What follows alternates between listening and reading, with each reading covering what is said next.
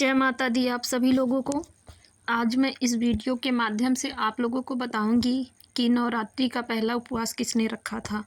और आप लोग लास्ट तक वीडियो देखिएगा और अगर आप लोगों को अच्छा लगे तो प्लीज़ लाइक शेयर और सब्सक्राइब ज़रूर करिएगा, जिससे कि मेरा मनोबल और बढ़े और मैं आप लोगों के लिए ऐसे ही वीडियो को लाती रहूं।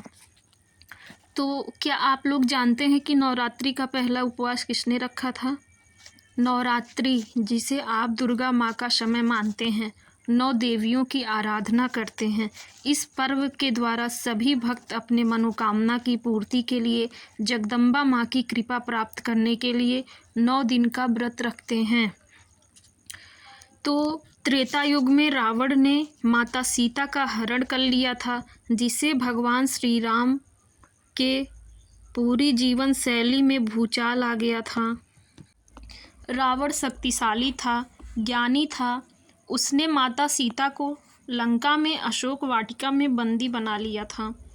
भगवान श्री राम, जो धर्म के रक्षक थे, अपने भ्राता लक्ष्मण और वानरी सेना के साथ लंका पर चढ़ाई के लिए तैयार हुए।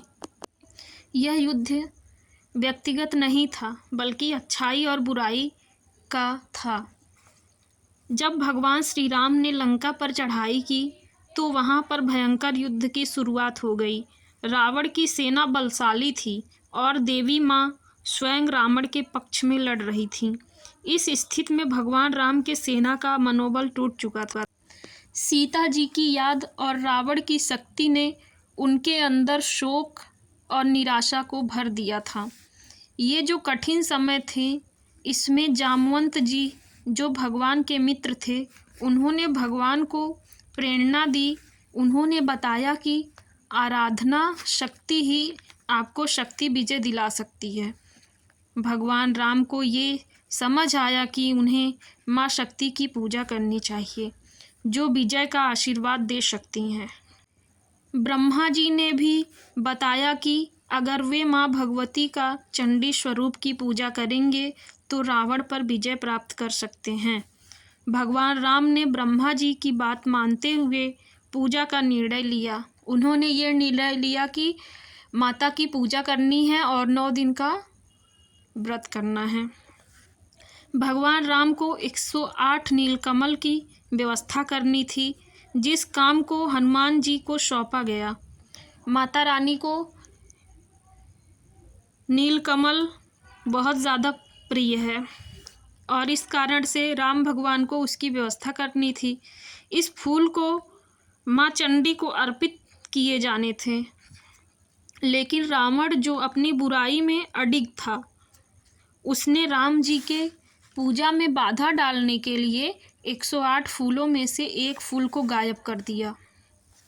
जब भगवान राम जी को पता चला कि 107 फूल की ही व्यवस्था हो पाई है, तो वो बहुत चिंतित हुए। उन्हें लगा कि बिना 108 फूलों के उनकी पूजा अधूरी रह जाएगी। इस कारण उनकी विजय भी असंभव हो जाएगी। अपनी पूजा को पूरा करने के लिए राम जी ने सोचा कि क्यों न अपने एक नेत्र उनको अर्पित कर दें, क्योंकि भगवान राम जी का जो नेत्र था वो कमल के समान था और उनके भक्त उन्हें नीलकमल के समान मानते थे। जब भगवान राम ने 107 फूल अर्पित कर दिए और आखिरी फूल के लिए अपने नेत्र की ओर तीर को उठाया, तभी माँ चंडी प्रकट हो गईं। उन्होंने दर्शन दिया। उनकी उपस्थिति से राम जी के मन में आशा का संचार हुआ। माता चंडी जी ने भगवान राम को आशीर्वाद दिया कि रावण पर विजय आपकी ही होगी।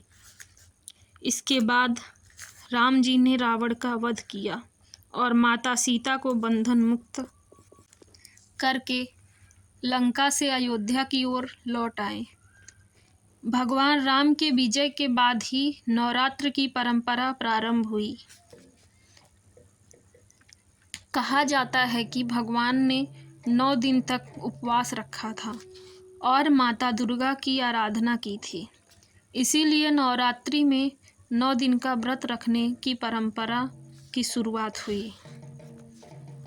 तो सबसे पहले नवरात्र का व्रत रामचंद्र जी ने किया था, इसीलिए देखिए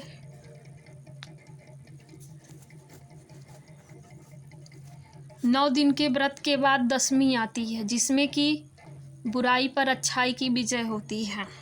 और सबसे पहले 9 दिन का नवरात्र व्रत भगवान रामचंद्र जी ने किया था रावण को परास्त करने के लिए। तो सबसे पहले व्रत किसने किया? भगवान राम ने। अगर आप लोगों को मेरा वीडियो अच्छा लगा हो तो प्लीज़ मेरे वीडियो को लाइक, शेयर और सब्सक्राइब ज़रूर करें, जिससे कि मेरा मनोबल बढ़े और मैं आप लोगों के लिए ऐसे ही वीडियो को लाती रहूं। जो कि मुझे जानकारी है वो मैं वीडियो के माध्यम से आप लोगों तक पहुंचाती रहूं। आप लोगों का बहुत बहुत धन्यवाद कि आप लोगों ने इतना समय निकाल के मेरे वीडियो को देखा। जय माता दी, हर हर महादेव।